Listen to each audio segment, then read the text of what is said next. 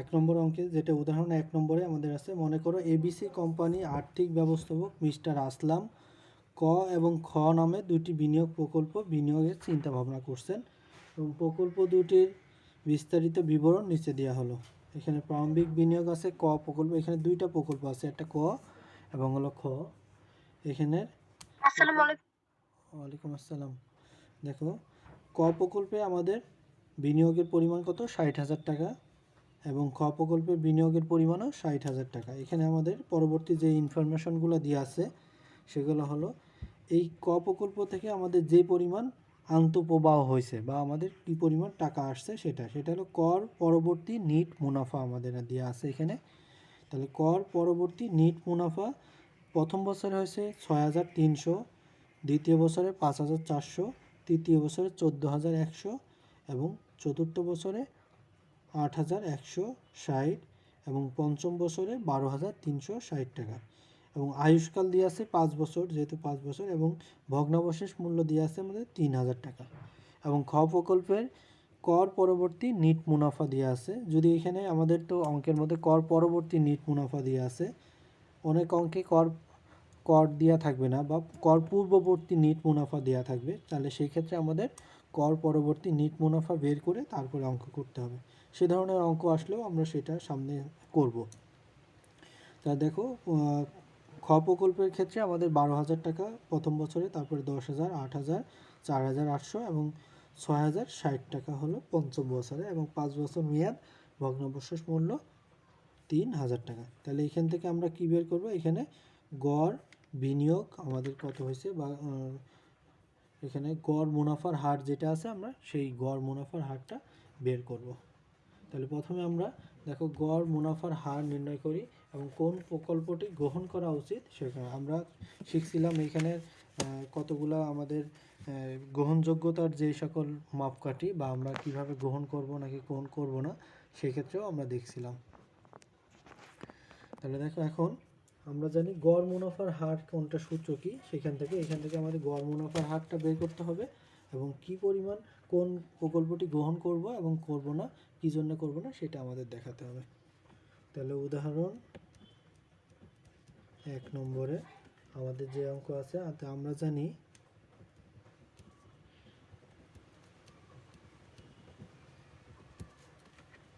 গড় মুনাফার হার সমান সমান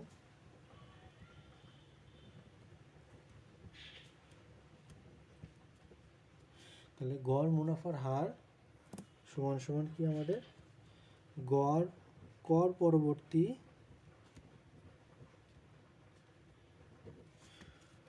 নিট মুনাফা, একে ভাগ দেব কি দ্বারা, আমরা ভাগ দেব গড় বিনিয়োগ দ্বারা, গড় বিনিয়োগ, এবং গুণ হবে 100 দ্বারা। তাহলে এখন আমাদের গড় কর পরবর্তী নিট মুনাফা যেটা আছে সেটা আমাদের বের করতে হবে। তারপরে আমরা গড় বিনিয়োগটা বের করে তারপরে এখানে মান বসালে আমাদের অ্যান্সার চলে আসবে। তাহলে প্রথমে আমরা গড় কর পরবর্তী নিট মুনাফাটা বের করব। তাহলে গড় কর পরবর্তী নিট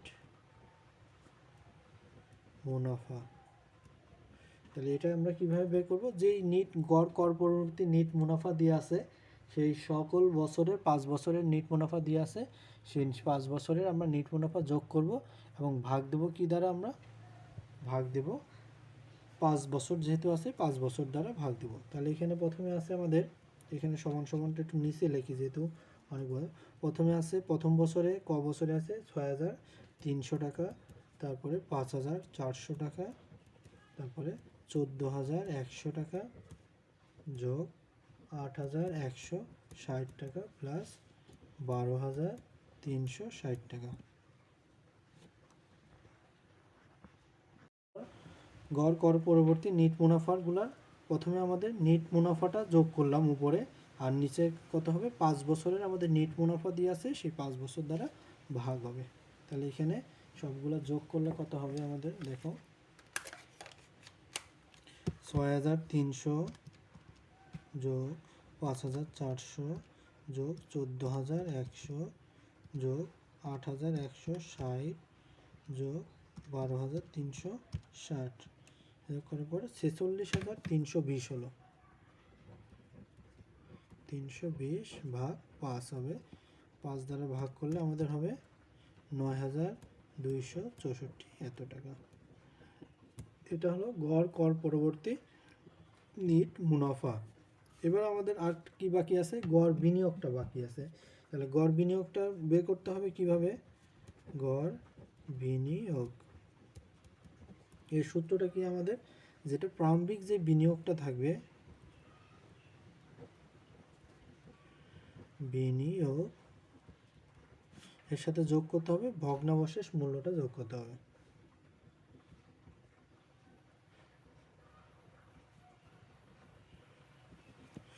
আর ভাগ দিতে হবে 2 দ্বারা, ভাগ দিলে আমাদের ওকে। তাহলে প্রারম্ভিক বিনিয়োগ দেখো আমাদের অঙ্কের মধ্যে দেয়া আছে কত টাকা, 60,000 টাকা। তাহলে 60,000 টাকা যোগ ভগ্নাবশেষ মূল্য দুইটারই ক্ষেত্রে 3,000 টাকা এবং ভাগ হবে 2 দ্বারা। তাহলে হবে 63,000 ভাগ 2। এটা দিলে কত হবে, 63,000 ভাগ 2 দিলে আমাদের 31,500 হবে এত টাকা। তাহলে দুইটা ক্ষেত্রে আমরা পেয়ে গেলাম, দুইটা মূল্য পেয়ে গেলাম। এবার আমরা গড় মুনাফার হারের সূত্রটা শুধু অ্যামাউন্টগুলো বসাই দিল, তাহলে আমাদের অঙ্কটা হয়ে যাবে। গড় মুনাফার হার সমান সমান 9,264 ভাগ 31,500 ইন্টু 100। 9,264 গুণ 100 ভাগ 31,500 তাহলে আমাদের 29.41%। এটা হলো আমাদের গড় মুনাফার হার বের হলো 29.41%। এবার এটা আমরা বের করলাম কি, এটা আমরা ক প্রকল্পের জন্য বের করলাম, যে ক প্রকল্পের জন্য ক প্রকল্পের গড় মুনাফার হার, ক প্রকল্পের গড় মুনাফার হার। এবার আমরা বের করবো কি, খ প্রকল্পের গড় মুনাফার হারটা বের করব। তাহলে খ প্রকল্পের গড় মুনাফার হার। তাহলে এই ক্ষেত্রেও আমরা প্রথমে আমাদের যেই গড় মুনাফার হার সূত্র আছে সেটা লিখব, গড় মুনাফার হার সমান সমান গড়, তার সূত্র না লিখে করা যায় না? সূত্র তো লিখতেই হবে, সূত্র না লিখলে তো তোমাদের অঙ্কটা হবে না। প্রথমে সূত্র লিখবা, তারপরে মান বসাবা, বুঝতে পারছো? তাহলে গড় কর, কেন সূত্র কি বেশি কঠিন লাগতেছে নাকি? না স্যার, এই অঙ্কটা তো আগেও করে আসছি। তাহলে গড় কর পরবর্তী নিট মুনাফা ভাগ হবে আমাদের কি গড় বিনিয়োগ দ্বারা ইন্টু 100। তাহলে গড় কর পরবর্তী নিট মুনাফা, এটা আমাদের প্রথমে করতে হবে, গড় কর পরবর্তী নিট মুনাফা। তাহলে এর অ্যামাউন্টগুলো আমাদের কত, 12,000 যোগ 10,000 যোগ 8,000 যোগ 4,800, 4,800 যোগ 6,060 টাকা। এখানে ভাগ হবে কত দ্বারা, 5 বছর দ্বারা, যেহেতু মেয়াদ 5 বছর, 5 বছর দ্বারা ভাগ হবে।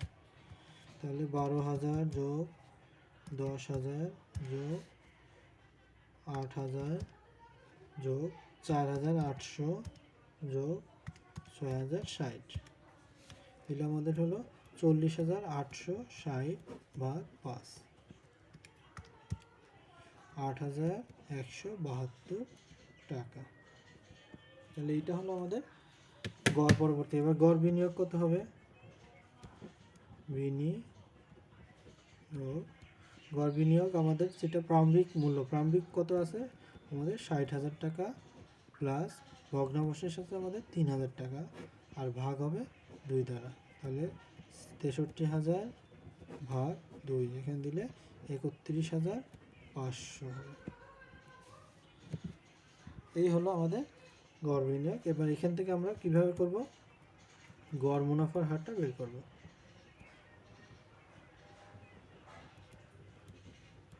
আর সমান সমান কত, 8,172 ভাগ 31,500 ইন্টু 100। দেখো 8,172 ইন্টু 100 ভাগ 31,500, মোট হলো 25.94 এত %।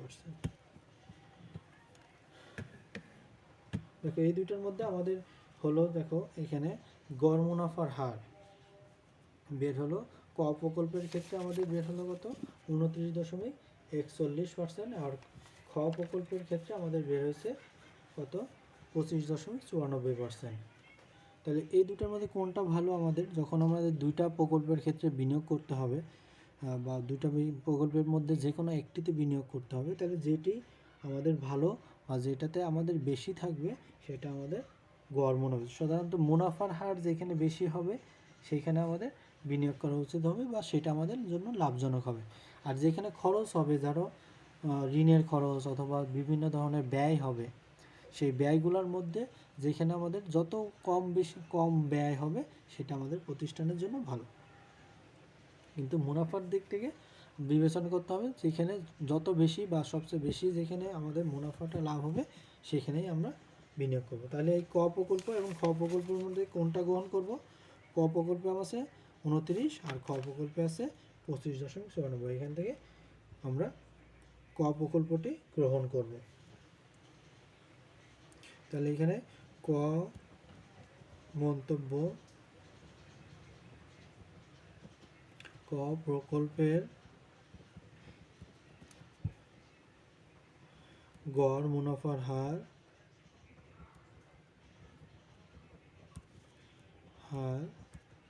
খ প্রকল্পের গড় মুনাফার হার থেকে বেশি। সুতরাং এবিসি কোম্পানি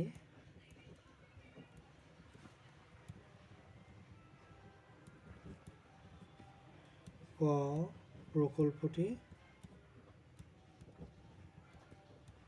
গ্রহণ করা উচিত হবে। তাহলে দেখো ক প্রকল্পের গড় মুনাফার হার খ প্রকল্পের গড় মুনাফার হার থেকে বেশি হওয়ায় বা বেশি, সুতরাং এবিসি কোম্পানি ক প্রকল্পটি গ্রহণ করা উচিত হবে। এখানে যেটা আমাদের বেশি হবে মুনাফার ক্ষেত্রে, যেটা বেশি হবে আমাদের সেটা আমাদের গ্রহণ করা উচিত হবে।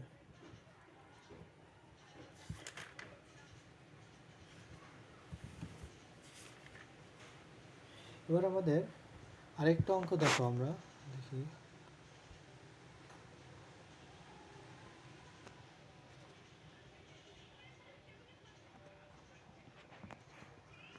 দেখা যাচ্ছে আমাদের উদাহরণ 4 নম্বর অঙ্ক, বা আমাদের এখানে আমার বইতে আছে 4 নম্বর। দেখো উদাহরণ, মেশিং এতে বিনিয়োগের পরিমাণ 56,000 টাকা এবং বাৎসরিক নগদ আন্তঃপ্রবাহ প্রথম বছরে 14,000 টাকা, দ্বিতীয় বছরে 16,000 টাকা এবং তৃতীয় বছরে 18,000 টাকা, চতুর্থ বছরে আমাদের 20,000 টাকা এবং পঞ্চম বছরে 22,000 টাকা হলে, তাহলে এই ক্ষেত্রে আমাদের পরিশোধকাল নিম্নোক্তভাবে নির্ণয় করতে হবে। আমাদের কিভাবে আমরা পরিশোধকালটা নির্ণয় করব সেটা আমাদের দেখাতে হবে।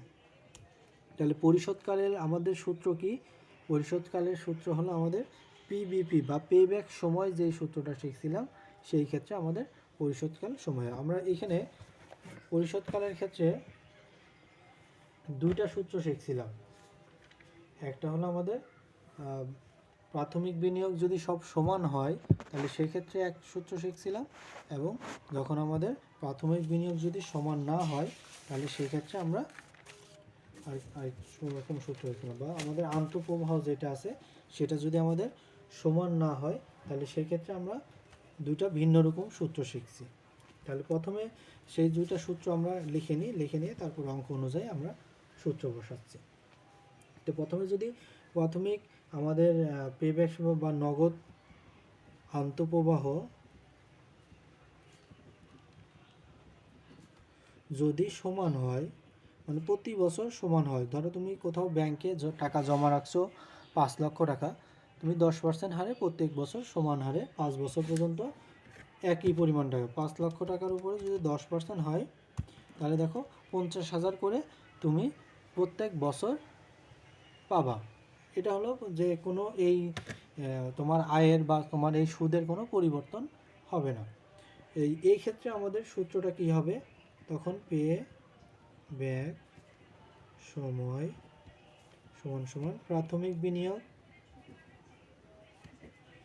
বিনিয়োগ করব ভাগ হবে আমাদের বার্ষিক নগদ আন্তঃপ্রবাহ। আর যদি নগদ প্রবাহ আমাদের নগদ আন্তঃপ্রবাহ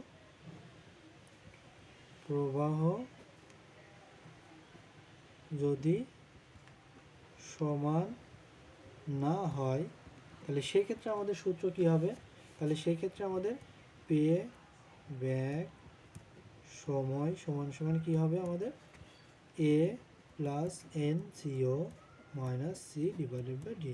এখানে এটা কি আমাদের এ হলো আমাদের যে বছর আমাদের যোজিত নগদ আন্তঃপ্রবাহর বিনিয়োগের কাছাকাছি যে সময়টা যাবে সেটা হলো আমাদের এর মান হবে। আর এনসিও কি, এনসিও মানে NEET cash outlay. NEET cash outlay মানে হলো যেটা আমাদের প্রাথমিক বিনিয়োগ করছি বা আউটফ্লো, যেটা প্রাথমিক যে বিনিয়োগ করছি সেই অ্যামাউন্টটা হলো এনসিও, এবং সির মান হলো এই বছরে যোজিত নগদ প্রবাহ, এবং ডির মান হলো আমাদের এই বছরের পরবর্তীতে যোজিত নগদ প্রবাহ। এটা আমাদের সূত্রটা শিখে রাখলাম আমরা যখন অ্যাপ্লাই করব অঙ্কের মধ্যে তখন। তাহলে আমরা যে অঙ্কটা দেখলাম এই অঙ্কটার এবার আসো যে আমাদের মেশিনের যে পরিমাণ আছে বা আমাদের যে পরিমাণ নগদ আন্তঃপ্রবাহ আছে, প্রথম বছরে আমাদের হয়েছে কত 14,000 টাকা, তারপরে বছরে 16,000 টাকা, তারপরে 18,000 টাকা, চতুর্থ বছরে 20,000 এবং পঞ্চম বছরে 22,000 টাকা আসছে। তাহলে এই ক্ষেত্রে কি আমাদের কি হবে বলো তো, কোন সূত্র আমরা ইউজ করব?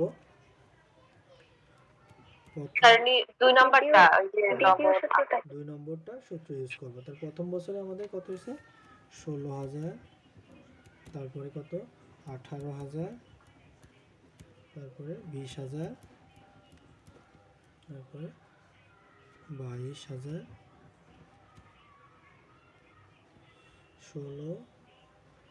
14,000 থেকে শুরু হয়েছে 14,000, 16,000, 18, 20, 22 প্রত্যেক বছর 2,000 করে বাড়তে যাচ্ছে। ঠিক আছে, এবার আমরা তাহলে কোন সূত্র, যেহেতু দুটো সমান নাই তাই আমরা দ্বিতীয় সূত্রটা, যদি আন্তঃপ্রবাহ সমান না থাকে তাই দ্বিতীয় সূত্রটা বলব। তাহলে এখন আমরা উদাহরণ 4 নম্বরটা শুরু করব। প্রথমে আমরা কি ক্যালকুলেশন করব, পে ব্যাক সময় নির্ণয়। তাহলে এখানে আমাদের 3টা ঘর কাটতে হবে, প্রথমে বছর, তারপর পরিশোধকাল, আন্তঃপ্রবাহ। তারপর দেখো বছর প্রথমে, তারপরে আমাদের নগদ আন্তঃপ্রবাহ, আর তারপরে কি যোজিত মানে কি, ক্রমযোজিত মানে হলো যোগফল বা কিউমুলেটিভ ক্যাশ ইনফ্লো বলা হয়, যেটাকে ক্রমযোজিত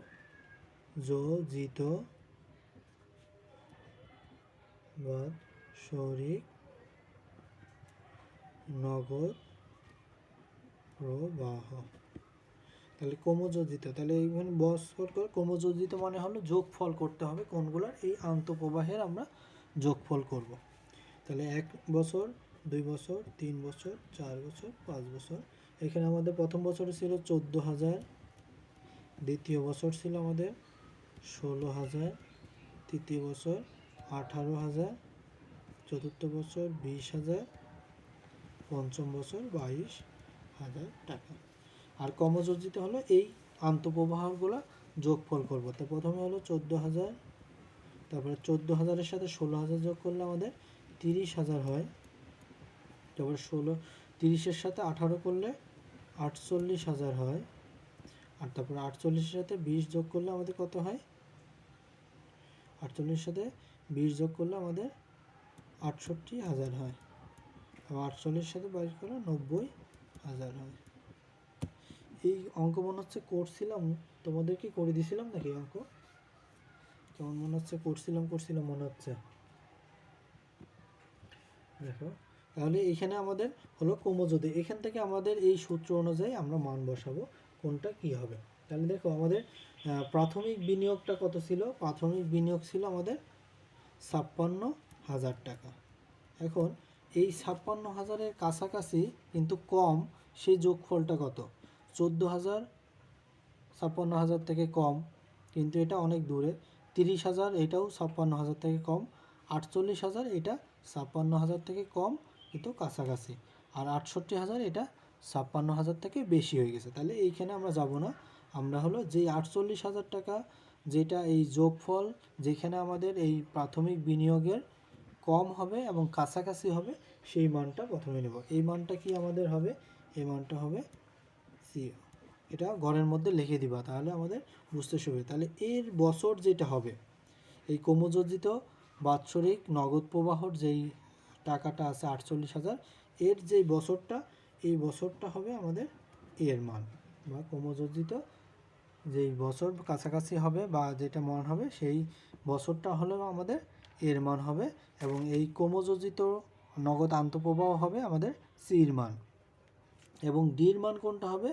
যে নগদ আন্তঃপ্রবাহের পরের যেটা আছে সেটা হলো আমাদের ডির মান হবে। বুঝতে পারলা সবাই? নগদ আন্তঃপ্রবাহের যে মানটা আমাদের এই ক্রমযোজিতর পরের যেই মানটা আছে বা যেই আন্তঃপ্রবাহটা আছে সেটা হলো আমাদের ডির মান হবে। তাহলে এই ক্ষেত্রে আমরা তাহলে পেব্যাক সময় বের করতে পারি। পেব্যাক সময় সমান সমান A plus NCO minus C divided by D.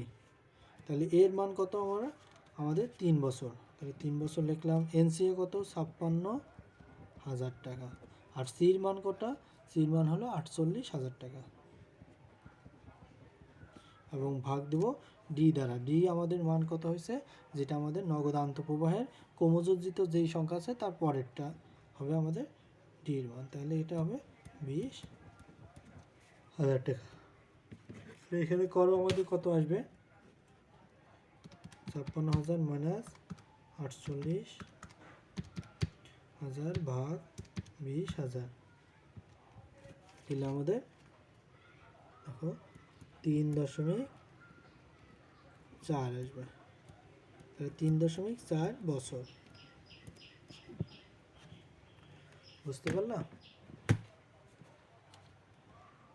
3.4 বছর হবে।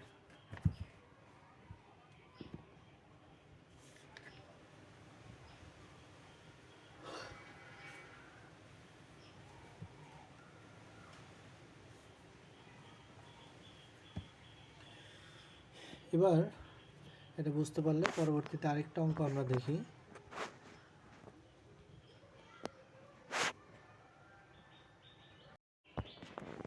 দেখো, কর্মপত্র 2-এর 1 নম্বর আমাদের অঙ্ক, যেটা এখানে জনাব আতোয়ার অ্যাগ্রো ফুড কোম্পানির আর্থিক ব্যবস্থাপক এবং তার হাতে 2টি বিনিয়োগ প্রকল্প রয়েছে। ক প্রকল্পের প্রাথমিক বিনিয়োগ আমাদের 20,000 টাকা এবং আগামী 5 বছর বার্ষিক নগদ আন্তঃপ্রবাহ হবে 4,000 টাকা। তাহলে আগামী 5 বছর ধরে দেখো প্রতি বছর কিন্তু আমাদের নগদ আন্তঃপ্রবাহ 4,000 করে পাওয়া যাবে। এবং খ প্রকল্পের প্রাথমিক বিনিয়োগ 20,000 টাকা এবং আগামী 5 বছর ধরে আমাদের বার্ষিক নগদ আন্তঃপ্রবাহ হবে 2,000 টাকা। তাহলে কোম্পানির ব্যবস্থাপক কর্তৃক কর্তৃপক্ষ কর্তৃক নির্ধারিত সর্বোচ্চ পেব্যাক সময় 3 বছর। কোম্পানি ব্যবস্থাপক আমাদের নির্ধারণ করে দিছে যে সর্বোচ্চ 3 বছর পর্যন্ত থাকলে আমাদের সন্তোষজনক, কিন্তু এর বেশি গেলে আমাদের প্রকল্পটি গ্রহণ করা উচিত হবে না। তাহলে এই ক্ষেত্রে আমাদের যখন ক নম্বর করণীয়, প্রকল্পের পেব্যাক সময় নির্ণয় করো, এবং খ নম্বর জনাব আতোয়ার কোন প্রকল্পটি গ্রহণ করা উচিত হবে। তাহলে সেই ক্ষেত্রে আমরা কোন প্রকল্প গ্রহণ করব সেইটা আমরা ডিসিশন দেব।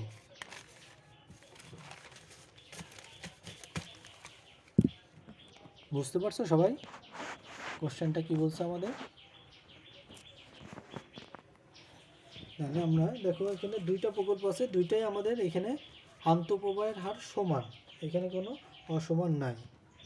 কর্মপত্র 2 এর 1 নম্বর, এখানে আমাদের ক নম্বরে যেটা বলছে কি পেব্যাক সময় নির্ণয় করো। তাহলে প্রথমে ক প্রকল্পের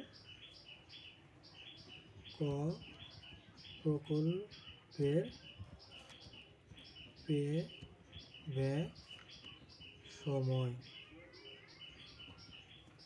তাহলে ক প্রকল্পের পেব্যাক সময় সমান সমান কি, আমাদের সূত্রটা কি শিখছিলাম আমরা, যে আমাদের প্রাথমিক যে বিনিয়োগটা হবে তাকে বার্ষিক আন্তঃপ্রবাহ দ্বারা ভাগ দেব।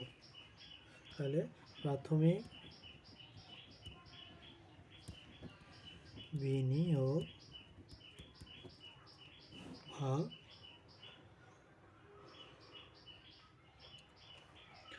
বার্ষিক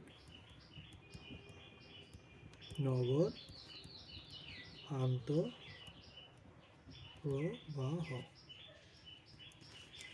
প্রাথমিক বিনিয়োগ আমাদের ক প্রকল্পের কত টাকা ছিল, আমাদের প্রাথমিক বিনিয়োগ ক প্রকল্পের ছিল 20,000 টাকা,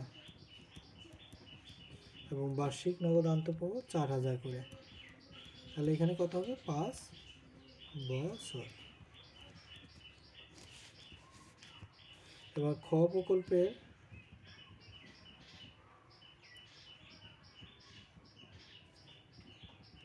পেব্যাক সময়, পেব্যাক সময় কীভাবে নির্ণয় করবো আমরা, প্রাথমিক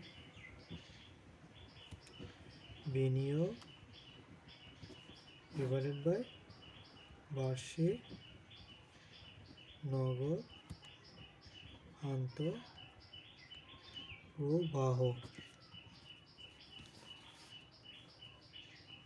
তাহলে প্রাথমিক বিনিয়োগ দ্বিতীয় খ প্রকল্পের আমাদের 20,000 টাকা, এবং এখানে আছে আমাদের 2,000 টাকা করে প্রতি মাসে। তাহলে এখানে 10 বছরে এই টাকাটা উঠে আসবে, বা প্রাথমিক বিনিয়োগের যে টাকা আমরা বিনিয়োগ করছি সেটা 10। এখন বলছে খ নম্বরে আমাদের কোন প্রকল্পটি গ্রহণ করা উচিত হবে। কিন্তু এইখানে আমাদের দেখো ব্যবস্থাপক কর্তৃপক্ষের সর্বোচ্চ পেব্যাক সময় আমাদের দিছে 3 বছর। এখন 3 বছর বেশি গেলে, যখন আমরা পেব্যাক পিরিয়ডের আমরা ডিসিশন ক্যাটাগরি বা ডিসিশন নীতি বা সিদ্ধান্ত নীতি যখন আমরা পড়ছিলাম, তখন কি পড়ছিলাম, যে ব্যবস্থাপক কর্তৃক নির্ধারিত পেব্যাক সময়ের সমান অথবা কম যদি হয় তাহলে প্রকল্পটি গ্রহণযোগ্য, আর যদি ব্যবস্থাপক কর্তৃক নির্ধারিত পেব্যাক সময়ের যদি বেশি হয় তাহলে সেটা গ্রহণযোগ্য হবে না। তাহলে এখানে কি কোনটা গ্রহণযোগ্য, কোনোটাই গ্রহণযোগ্য হবে না, কারণ ব্যবস্থাপক কর্তৃক পেব্যাক সময়ের থেকে এখানে বেশি হয়েছে। তাহলে মন্তব্য, তাহলে আমাদের ব্যবস্থাপক কর্তৃক নির্ধারিত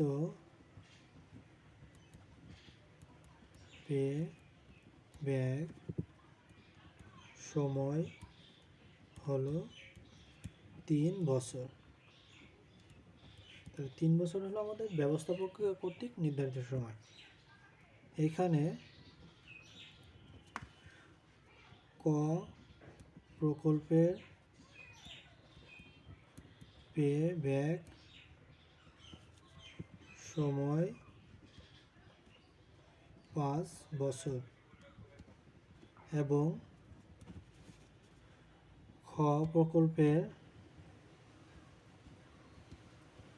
পে ব্যাক সময় কত বছর? 10 বছর। সুতরাং কোনো প্রকল্প গ্রহণ করা উচিত হবে না। বুঝতে পারলো সবাই? যেখানে আমাদের ব্যবস্থাপক কর্তৃক নির্দিষ্ট সময় যখন নির্ধারণ করে দেওয়া থাকবে, তখন ওই প্রকল্পের সময় অনুযায়ী আমরা ডিসিশন বা সিদ্ধান্ত নিব। তো এইখানে আমাদের যেহেতু ব্যবস্থাপকের নির্ধারিত পেব্যাক সময় হলো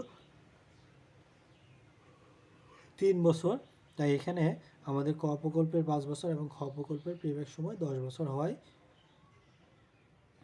আমরা কোনো প্রকল্প গ্রহণ করা উচিত হবে না বা কোনো প্রকল্প গ্রহণ করবে না। বুঝতে পারছো সবাই? জি স্যার। এবার দ্বিতীয় নম্বর একটা কোশ্চেন দেখো, আমাদের কর্মপত্র 2-এর 2 নম্বর।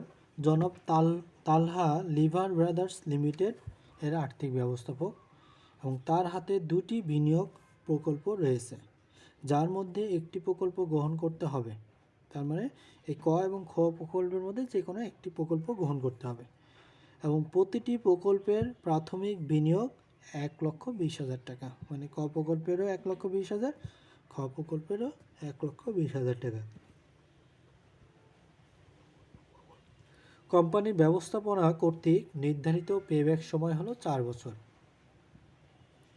এবং উভয় প্রকল্পের নগদ আন্তঃপ্রবাহ নিম্নে দেওয়া হলো। ক প্রকল্প এবং খ প্রকল্প আন্তঃপ্রবাহ নিচে আমাদের দেওয়া হচ্ছে। যেখানে ক প্রকল্পের আমাদের প্রথম বছর 50,000, তারপরে 46,000, 30,000, 40,000 এবং 20,000 টাকা এবং খ প্রকল্পের 52,000, 30,000, 20,000, 20,000 এবং 10,000 টাকা। দুটাই কিন্তু আমাদের যে আন্তঃপ্রবাহ আছে সেই আন্তঃপ্রবাহের প্রতি বছর সেম না। যদি প্রতি বছর সেম হতো তাহলে আমরা এই প্রাথমিক বিনিয়োগ ভাগ বার্ষিক নগদ আন্তঃপ্রবাহ এই সূত্রের মাধ্যমে করতাম। যেহেতু দুটাই সমান না, তাই আমরা সেই আগের সূত্রে আমাদের পেব্যাক সময় সমান সমান A plus NCO minus C divided by D এই সূত্রে আমরা নির্ণয় করব। এখন দেখো করণীয় কি? আমাদের করণীয় বলছে প্রত্যেক প্রকল্পের পেব্যাক সময় নির্ণয় করো। আর খ নম্বর, উভয় প্রকল্প পরস্পর বর্জনশীল হওয়ায় যে কোনো একটি প্রকল্প গ্রহণ করতে হবে। তো জনাব তাহলে কোন প্রকল্প গ্রহণ করা উচিত হবে? দেখো প্রকল্প আমরা 2 প্রকার প্রকল্প পড়ছিলাম, একটা স্বাধীন প্রকল্প আর একটা পরস্পর বর্জনশীল প্রকল্প পড়ছিলাম। স্বাধীন প্রকল্পের ক্ষেত্রে আমাদের এই জিনিসটা একটু ভালো করে ক্লিয়ার হবো প্রথমেই, আবার আমি দেখো বোঝাই দেব।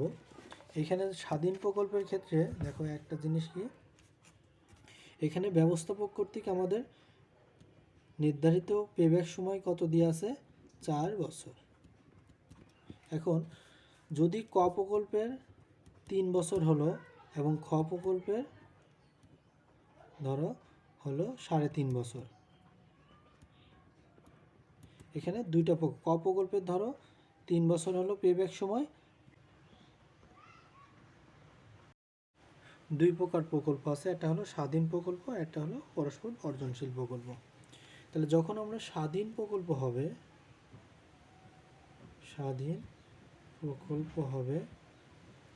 স্বাধীন প্রকল্পের ক্ষেত্রে দেখো এই যদি ব্যবস্থাপক কর্তৃক নির্ধারিত পেব্যাক সময় থেকে দুইটাই কম, তাই স্বাধীন প্রকল্পের ক্ষেত্রে দুইটাই গ্রহণযোগ্য হবে। কারণ হলো দুইটাই আমাদের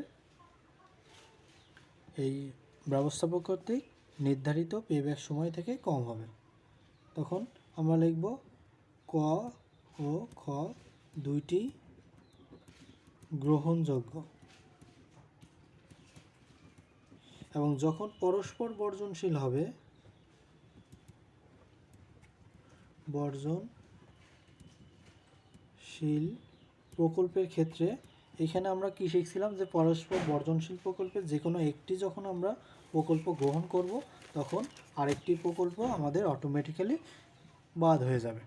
তাহলে এই প্রকল্প যখন আমাদের এই ব্যবস্থাপক কর্তৃক 4 বছর নির্ধারণ করছে, দেখো দুটাই কিন্তু আমাদের 4 বছর থেকে কম হয়েছে, কিন্তু পরস্পর বর্জনশীল প্রকল্প হওয়ার কারণে যে কোনো একটি প্রকল্প আমাদের গ্রহণ করতে হবে, যদিও দুইটা আমাদের 4 বছর থেকে কম হওয়া সত্ত্বেও আমাদের পরস্পর বর্জনশীল প্রকল্প যখন হবে তখন এই দুইটার মধ্যে যেটা সবচেয়ে ভালো সেটা আমরা নেব। তাহলে এখানে আমাদের পেব্যাক সময় হলো যত কম হবে তত ভালো, তাহলে এখানে ক প্রকল্প গ্রহণযোগ্য হবে। এইটা হলো আমাদের মেন বিষয়, যে প্রকল্প স্বাধীন প্রকল্প এবং বর্জনশীল প্রকল্পের মধ্যে পার্থক্য হলো এটাই, যে আমাদের স্বাধীন প্রকল্পে যদি নির্দিষ্ট ক্রাইটেরিয়া বা আমাদের যেই সিদ্ধান্ত নীতি আছে সেখানে যে কটা প্রকল্প থাকবে সেগুলোর মধ্যে যদি থাকে তাহলে সবগুলো আমার গ্রহণযোগ্য হবে।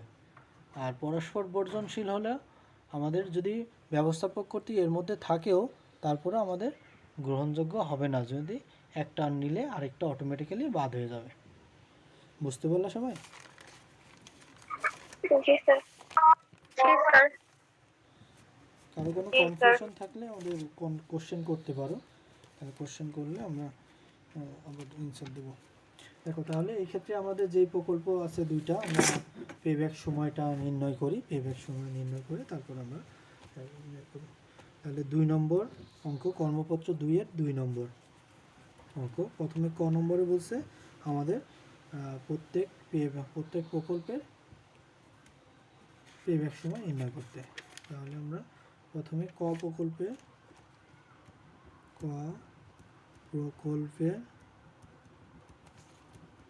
পেব্যাক সময় নির্ণয়। তাহলে এই ক্ষেত্রে আমরা প্রথমে 3টা ঘর কাটবো। প্রথমে বছর, তারপরে আমাদের আন্তঃপ্রবাহ, নগদ আন্তঃপ্রবাহ, দেন তারপরে ক্রমযোজিত নগদ আন্তঃপ্রবাহ।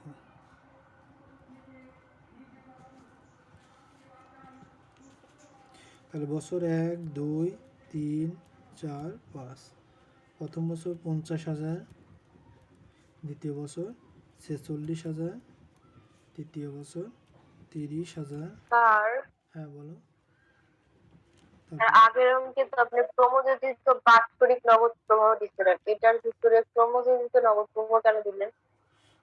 এটা তো বাৎসরিকই আমাদের, এটা দিলে অতটা সমস্যা নাই। দেখো ক্রমযোজিত বাৎসরিক নগদ প্রবাহ যেটা, এটা কিন্তু প্রতি বছরই, কিন্তু এটা কিন্তু প্রত্যেক মাসে না। দেখো প্রত্যেক বছরে আমরা যেটা দিছি এটা এখানে দিলেও সমস্যা আছে নাই, আবার দিলে ভালো, না দিলেও সমস্যা নাই। ক্রমযোজিত বার্ষিক দিছিলাম, আচ্ছা বার্ষিক নগদ প্রবাহ, ক্রমযোজিত বার্ষিক নগদ প্রবাহ মূলত হলে এই নগদ প্রবাহের আমার যোগফল। এই নগদ প্রবাহের যোগফল করলে আমাদের ক্রমযোজিত মানে এই নগদ আন্তঃপ্রবাহের যোগফল। আর প্রতিটা কিন্তু বাৎসরিকই, কারণ আমরা এখানে দেখো বছর লিখছি, প্রথম বছর, দ্বিতীয় বছর, তৃতীয় বছর, চতুর্থ বছর, পঞ্চম বছরের টাকা। তো এটা না লিখলে ভালো, সমস্যা নেই। দেখো তাহলে ক্রমযোজিত কি আমাদের যোগফল, তাহলে সেক্ষেত্রে প্রথম বছর আমাদের 50,000 টাকা, তারপরে 50,000 টাকার সাথে 46,000 যোগ করলে 96,000 টাকা, তারপরে আর 30,000 যোগ করলে আমাদের কত হবে? 1,26,000 টাকা।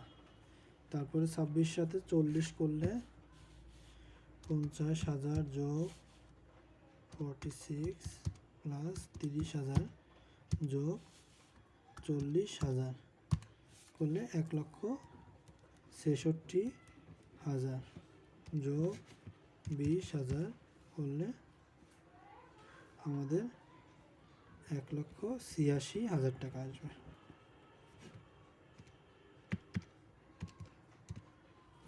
তাহলে 1,86,000। তাহলে এখানে আমাদের বলো তো একজন কি বলবো, এখানে আমাদের প্রাথমিক বিনিয়োগ আছে কত টাকা? 1,00,000 প্রাথমিক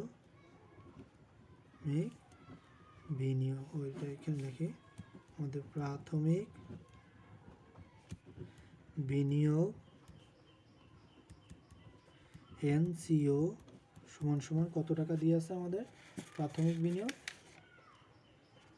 1,20,000 টাকা।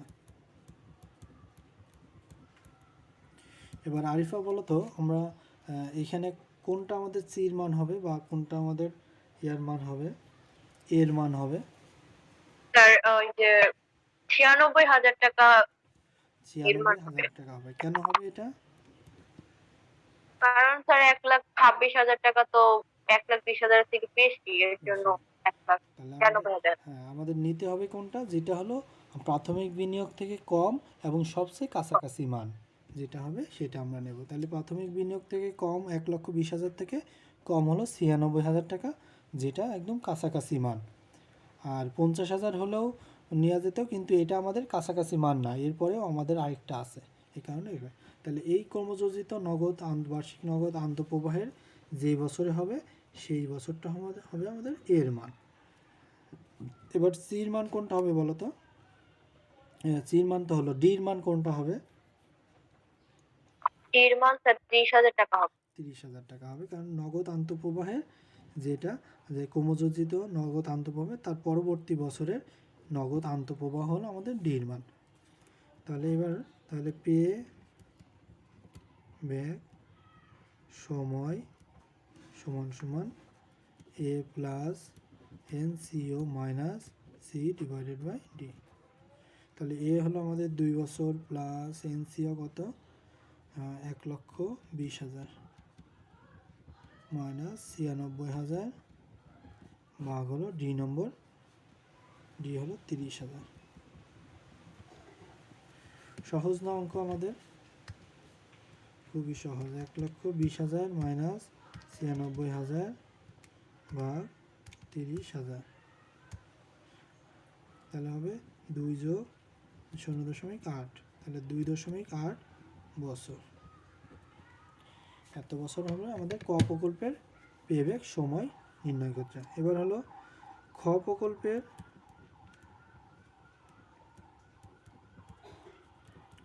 পেব্যাক সময় নির্ণয়। তাহলে এই ক্ষেত্রে আমাদের মার্জিন করতে হবে, ঘর কাটতে হবে। দেখো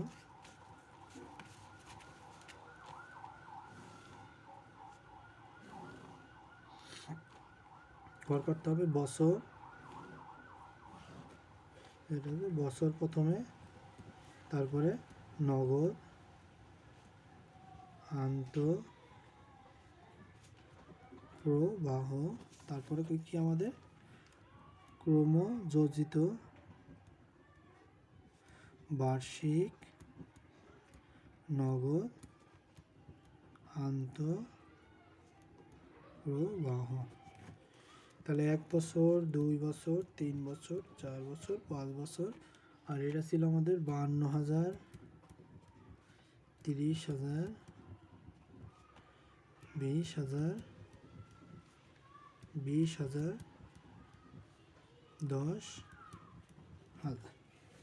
তাহলে প্রথমে 52,000, তারপর 52 সাথে 30 করলে আমাদের 62 72 82,000, তারপর 20 করলে 1,02,000, 20 করলে 1,22,000, 1,32,000 যোগ করলে। ওকে ঠিক আছে, তো যোগফল দেখো এখানে হলো আমাদের এটা। এবার আমাদের তাহলে প্রাথমিক বিনিয়োগ কত, আমাদের প্রাথমিক বিনিয়োগ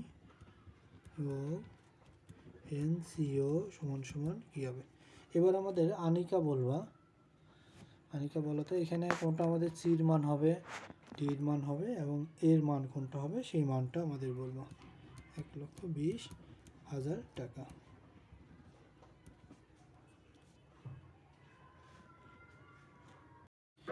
এর মান হবে আমাদের 3 বছর হবে এর মান। আর ডির মান কোনটা হবে আমাদের? তাহলে ডি এর মান 20,000 হবে। 20,000 হবে, এই 20,000 না, কিন্তু পরবর্তী বছরে 20,000 হবে। তাহলে এখানে আমাদের এর সির মান হবে 1,02,000 টাকা, যেটা হলো আমাদের প্রাথমিক বিনিয়োগ থেকে কম এবং কাছাকাছি। তারপরে এইখানের যে বছরটা হবে 3 বছর, এটা হলো এর মান হবে এবং এই ক্রমযোজিত আন্তঃপ্রবাহের যে নগদ আন্তঃপ্রবাহ আছে তার পরবর্তী বছরের নগদ আন্তঃপ্রবাহটা আমাদের ডির মান হয়। ওকে, তাহলে এবার পে ব্যাক সময় সমান সমান কি আমাদের A plus N CO minus C divided by D. তাহলে এর মান হলো আমাদের 3 বছর যোগ 1,20,000 মাইনাস 1,02,000 ভাগ 20,000।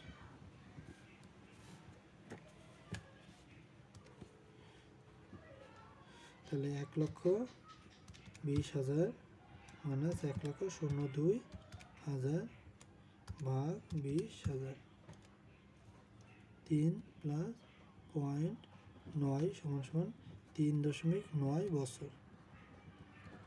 ওকে, সবার হয়েছে 3.9 বছর হয়েছে। তাহলে আমাদের ক প্রকল্পের ক্ষেত্রে আমাদের বের হলো পেব্যাক সময় কত 2.8 বছর, আর খ প্রকল্পের আমাদের পেব্যাক সময় বের হলো 3.9 বছর। এখন আমাদের ব্যবস্থাপক কি বলেছিল, এবার আমরা খ নম্বর করব। ব্যবস্থাপক বলেছিল আমাদের পেব্যাক সময় ব্যবস্থাপক কর্তৃক সর্বোচ্চ পেব্যাক সময় 4 বছর। এখন দেখো দুইটাই কিন্তু 4 বছর থেকে কম, একটা 3.9 বছর আর একটা হলো 2.8 বছর। তো প্রকল্প দুইটা 3 বছর ব্যবস্থাপক কর্তৃক নির্ধারিত সময় থেকে কম হওয়া সত্ত্বেও দুইটা প্রকল্প গ্রহণ করা যাবে না, কারণ কি এটা পরস্পর বর্জনশীল প্রকল্প, এই কারণে দুইটা প্রকল্পে আমাদের গ্রহণ করা যাবে না। তাহলে আমরা এখানে মন্তব্য বা সিদ্ধান্তে কি লিখব, সিদ্ধান্ত পরস্পর বর্জনশীল প্রকল্প হওয়ায়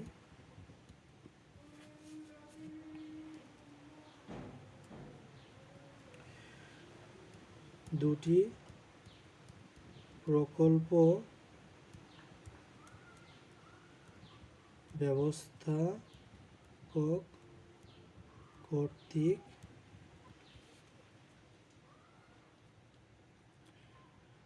নির্ধারিত পেব্যাক সময় হতে কম হওয়া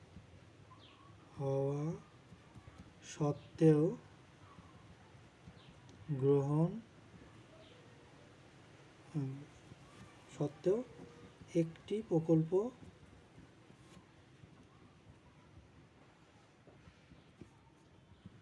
গ্রহণ করতে হবে। তাহলে পরস্পর বর্জনশীল প্রকল্প হয় দুটি প্রকল্প ব্যবস্থাপক কর্তৃক নির্ধারিত পেব্যাক সময় হতে কম হওয়া সত্ত্বেও একটি প্রকল্প আমাদের গ্রহণ করতে হবে। তাহলে সেক্ষেত্রে আমরা কোনটা গ্রহণ করব, যে এইখানে ক প্রকল্প গ্রহণ করা উচিত হবে। কারণ কি, কারণ ক প্রকল্পের পেব্যাক সময়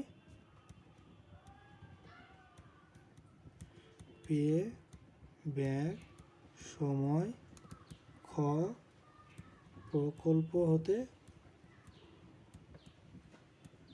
কম। বুঝতে পারলা সবাই?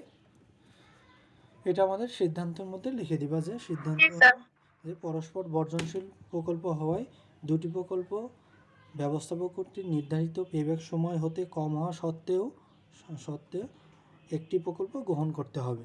তাহলে সেখানে বা এখানে ক প্রকল্প গ্রহণ করা উচিত হবে, কারণ ক প্রকল্পের পেব্যাক সময় ক প্রকল্প হতে কম হবে, এই কারণে এটা গ্রহণ করা উচিত হবে।